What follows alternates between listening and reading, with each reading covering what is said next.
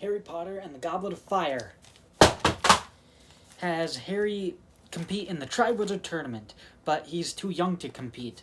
Who put his name in the Goblet of Fire? You'll find out eventually in this movie, in this review. Let's actually start off with the mixed and the negatives, and then go on to the positives. This is the first Harry Potter movie I genuinely liked when watching these for the first time.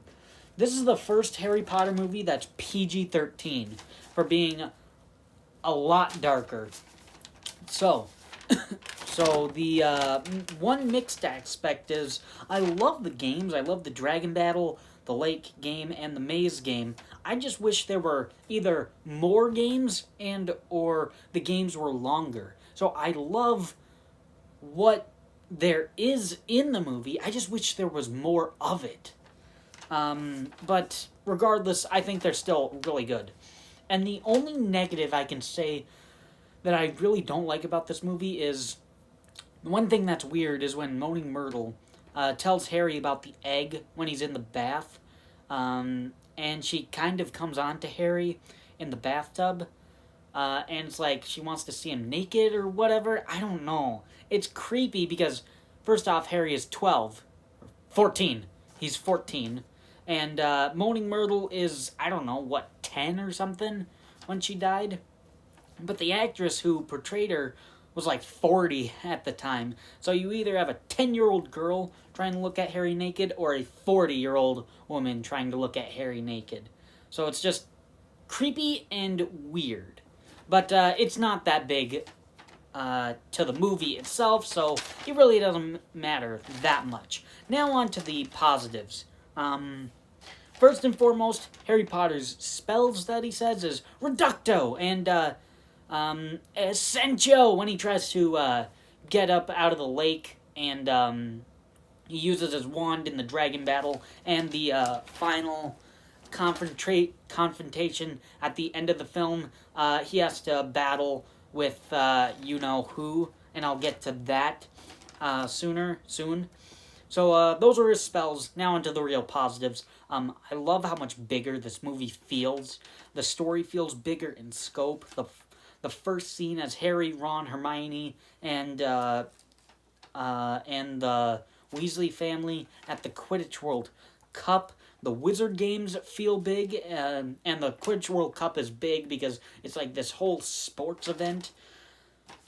We actually get more schools from into Hogwarts from other schools for the tournament, so there's more people, more interaction. The music in the movie is huge, making the movie feel bigger.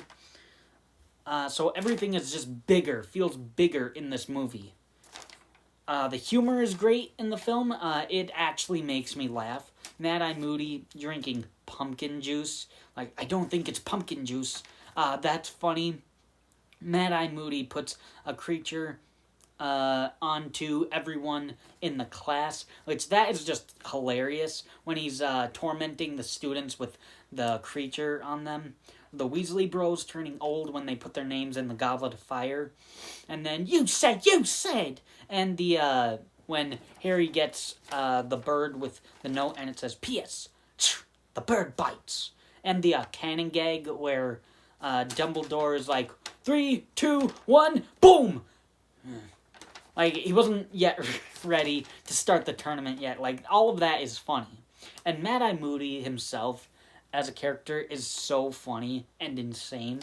Like I said, in the classroom, he tortures the students. He also says, you need to find another place to put your gum besides under the desk, Mr. Finnegan. That's hilarious. Moody turns Malfoy into a ferret, and he puts him into a guy's pants. That is so funny. So Mad-Eye Moody is just insane and crazy and easily the best character in the movie.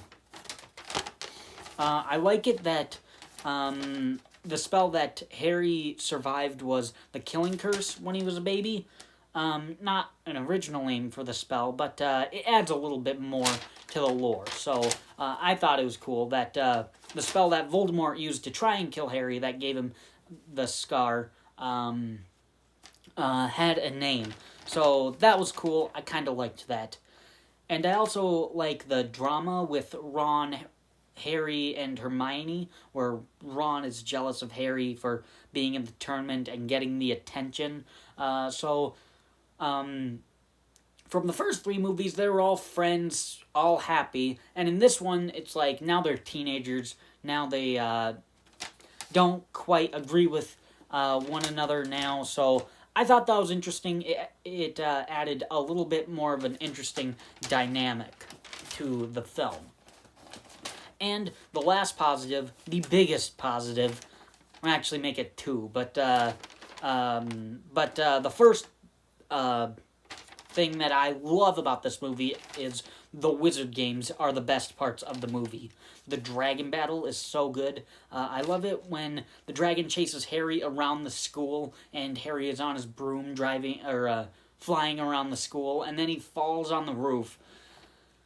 And then he has to try and get his broom. He's sliding off the roof with his broom, and then he gets on his broom and flies around the school some more. That was cool. The underwater battle is very cool and interesting, where Harry has to save someone from underneath the lake from drowning. That was really cool. I don't think I like it as much as the dragon battle, but I think it's still good. I think it's still a good scene. It's tense, where he has to battle the mermaid people. I kind of liked that. And the maze in the hedge maze is really creepy and scary. And just a spoiler alert, Mad-Eye Moody in this movie is really Barty Crouch Jr., and he put his name into the Goblet of Fire. So that's interesting. So now, and it was all to lead up to Harry to get him into this maze, and then eventually to find the Triwizard Cup, and then to get him into this graveyard. And the graveyard scene is just awesome. It's one of my favorite moments of the franchise. It starts out with Wormtail killing Cedric, unfortunately, and it starts off so dark and just keeps getting dark. And Wormtail puts like a baby into a boiling pot of boiling. And it's like, if you watch this for the first time, it's like, what is going on? Apparently that's to bring back Voldemort.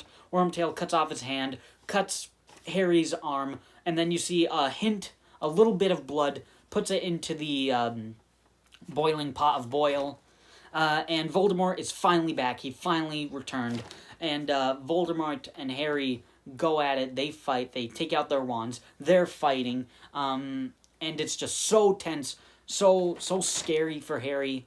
They're just duking it out with their wands. It's crazy. You don't know what's happening. Eventually, Harry escapes, and he grabs the cup again and gets back to Hogwarts. And unfortunately, spoilers, Cedric is dead.